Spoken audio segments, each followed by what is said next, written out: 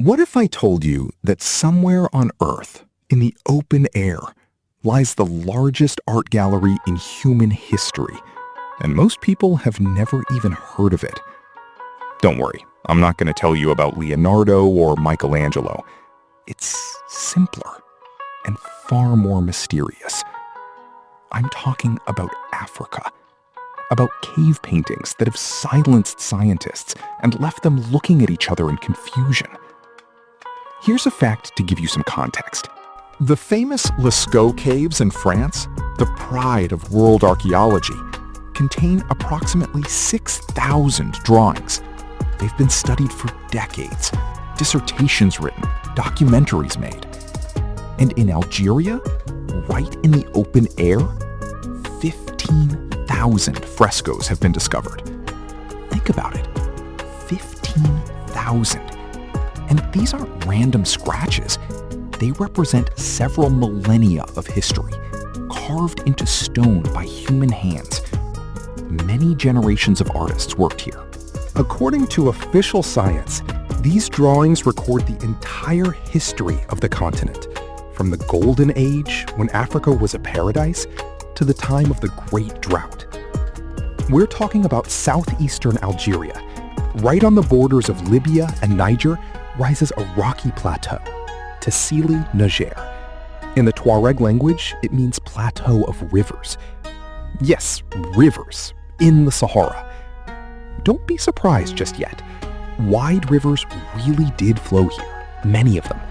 And even earlier, this place was actually a seabed. In the desert, you can still find places strewn with fossilized whale skeletons. The Sahara isn't just sand. It's layers of time, each hiding something incredible. About 12,000 years ago, a great flood swept the planet. So says science. Many coastal civilizations were engulfed by the elements. But here, in the center of the future desert, life went on, and people drew. We're used to thinking of Africa as a waterless, lifeless desert. But it wasn't always so. And that's precisely what the Tassili frescoes scream about. One of the first to see them was the French scholar Henri Lot. He entered this place and emerged a changed man. He described and copied 800 frescoes. Other researchers followed in his footsteps. The result? 15,000 open-air drawings. The frescoes depict the entire life of a vanished world. Crocodiles, hippos, giraffes, people fishing. And then, gradually, the animals change. The climate becomes drier. And at the end of this millennia-long chronicle, the most common creature in the drawings becomes the camel. A silent chronicle of the destruction of an entire world. But here's where the strangest thing begins. Henri Lot, a serious academic scholar, went and named one of the figures in these frescoes the Great Martian God. Why? Because this figure had no face. Not just a blurry or indistinct one, no face at all. Instead of a head, there was a perfectly round, featureless sphere. Stop. Remember this. Look at the animals in these frescoes. The artists drew them with astonishing precision. The muscles, the spots on the giraffe, the proportionate horns of the bulls. These aren't childish scribbles. This is observation. This is mastery. And now, a man. No eyes, no nose, no mouth. A round sphere instead of a head. As if in place of a face, there was a void, or reflective glass.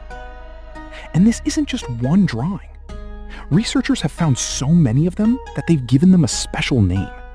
Round-headed. Well, that's it, the skeptic will say. We're talking about aliens. Wait, it's not about aliens. It's about the fact that it's unexplained. And an unexplained fact is more irritating than any theory. Look at the figures. The round-headed figures often reach 1.5 meters, the height of a natural human. There was plenty of room on the rock. Nearby, the artists drew the finest geometric lines, strokes, and grids.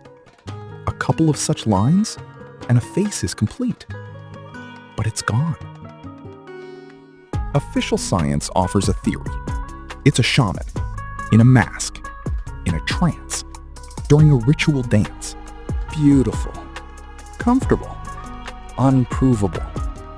But what can be proven is that in the drawings of Garamantian chariots, everything is in place. The faces, the weapons, and the horses. And there are precisely 4 horses in a harness. Not 2, not 3. The artists drew what they saw. They knew how to draw faces. But here, they didn't. Why? But even the roundheads aren't the most inconvenient mystery. Strange symbols are carved next to the animal images on the Tassili rocks. There aren't just many of them. They outnumber the animals themselves. Grids, dots, triangles, lines intersecting at various angles. And no one, not a single scientist, in all their years of research, has been able to clearly explain what they are. There are hypotheses, of course. Oxygen deprivation in deep caves. The artists experienced hallucinations and transferred them to the walls. But wait, there are no caves in Africa. There's plenty of oxygen. Why then did they draw animals accurately? But geometry? In a delirium? A calendar? Perhaps. But why can't our sages read it? A star map? A convenient theory. Try to refute it. And again, the same symbols appear on the Nazca Plateau in Peru. The same lines, the same grids, the same triangles. On a different continent, in a different era. A strange coincidence? And now, the icing on the cake. And here's where the story goes from mysterious to truly frightening. While the climate was changing, while rivers were drying up, while neighboring peoples were fleeing the advancing desert, the Garamantian kingdom, or Garamantis, stood firm. For more than 2,000 years. It was founded 1,000 years BC and lasted until the 6th to 8th centuries AD. How? How did they survive in the sands, where the daytime temperature is 60 degrees Celsius on the surface of the rocks? They found water underground. And here arises a question that haunts researchers. The Garamantes, a Proto-Berber tribe, created an underground irrigation system of such complexity that engineers look upon it with undisguised respect. They dug into the mountains at an angle, found aquifers, and dug canals underground so that the water would flow by gravity. The depth was 40 meters in places. The width was just over half a meter. The height was a meter. Work there was only possible lying down or bent over. Perhaps they didn't spare the slaves, but they built canals. And what canals? The total length of these underground aqueducts is 750 kilometers. Maintenance and cleaning shafts reached the surface. Almost 100,000 of them. 100,000 nearly vertical shafts, up to 10 meters deep. And the system functioned for more than a year. No, centuries. Where did Bronze Age people get their knowledge of underground aquifers, of hydraulics, of tunnel construction in the desert? This is a level of engineering we're accustomed to attributing to a completely different era. 750 kilometers of a web of canals. This is what sustained the kingdom.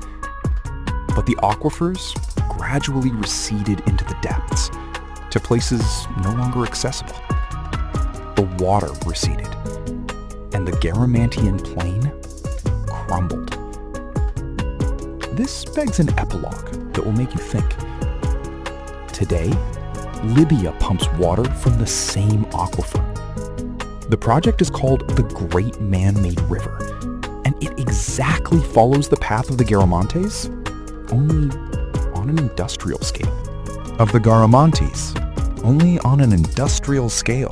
The Garamantes exhausted their reserves and disappeared. How do you think this will end for Libya? There are questions. There are no answers. And that's precisely why Tassili Najir is one of the most honest places on Earth. It doesn't pretend to understand everything. It simply looks at the stars with its faceless, round faces. That's all. Until next time.